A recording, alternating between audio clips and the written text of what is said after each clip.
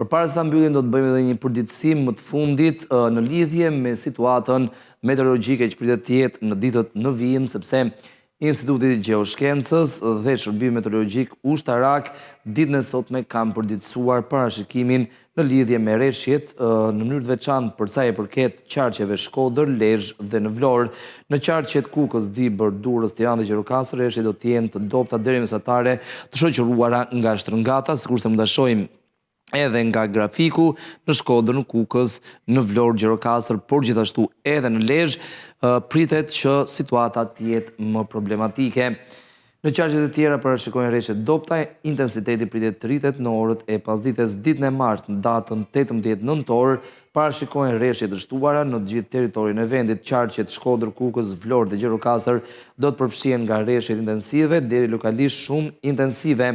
Në Lezhë priten rreshje intensive, në qarqet Dibër, Durrës dhe Tiranë rreshjet do të jenë mesatare deri lokalisht intensive. Në qarqet e tjerë priten rreshje dobta deri mesatare.